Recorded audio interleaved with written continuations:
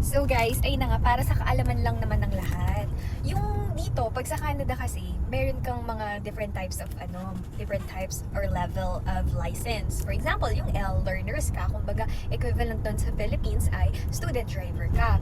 And then, at saka yung N, parang new driver ka, ganyan.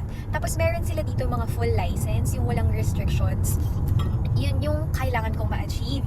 Like 2 years ago, kailangan ko siyang ma-achieve. So, I've been trying to take road test. Una kasi knowledge test muna. So, sa knowledge test, kailangan mong makapasa doon. So, pag nakapasa ka ng knowledge test, road test naman dito sa Canada, ha? And sa Philippines, very basic lang. Alam niyo naman na yun, di ba? So, eto na nga. So, kailangan ko makapasa, since may license ako sa Philippines, kailangan ko makapasa ng class 5 dito sa Canada. Very strict naman sila when it comes to this one. Kasi nga, syempre, full license na siya. Kumbaga siya yung pinaka ma-achieve kong full license. Ayun na nga, I've been trying for like 2 years already. But sometimes, kasi diba, syempre, full yung slot and everything. And ngayong August, tinry ko. Nag-pray ako na sabi ko, Lord, sana makakuha ako ng date for road test. Sisikapin ko na talaga makapasa. Very thankful ako kasi pinractice ako nito.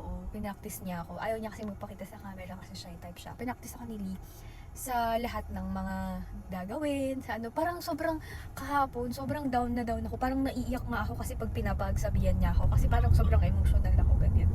Tapos alam niyo ba, ngayon na kanina umaga yung road test ko, habang nagdadrive ako going to ICBC, ang dami niya na namang reminders, ang dami niya, ganito babe, you have to shoulder check twice, though lahat naman ng sinasabi niya totoo, talagang naniniwala naman ako, kasi nang minsan talaga nagtatalo kami kasi ayaw ko pakabog Anyhow, di ginawa ko lahat. Yung chinat niya agad ako this morning. Sabi niya, babe, ito yung reminders, ganyan. So, sinabi niya sa akin. Tapos sabi ko, babe, natin huwag kang kabahan. Tapos parang nag-ano na ako sa kanya na, babe, pinakabahan ako, ayoko na, ganyan. Kasi nga, I've been doing this for how many times na parang feeling ko, nawawala yung urge ko to, parang hindi ko na-feel na makapasa ako or whatever. Ayun na nga. Tapos,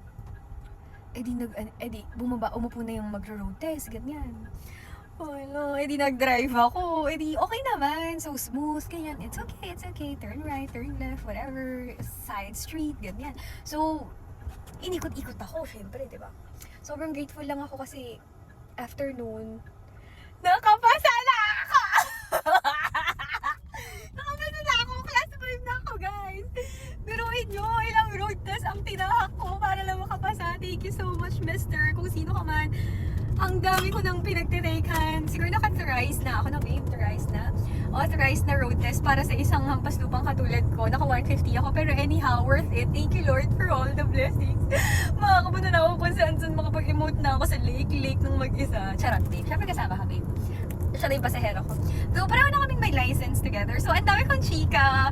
Pero, ayun lang, kahit pala ilang beses kang madapa, makabangon ka pa rin pala talaga. Though may peklat lang, pero yun yung magmamark na nakasurvive ka sa isang eksena. Ayun lang, thank you so much for listening. Alam ko lang kwenta to, pero naka 5 minutes na ako. Basta tandaan nyo, always stop, tapos stop, and then roll the dice. So, thank you so much for watching. I'm a class 5 citizen, charot. Sa susunod naman, Lord, yung ipopost ko dito, yung permanent residency ko na. TikTok ako, baka naman. Okay, bye guys. Thank you so much for watching. I love you and God bless.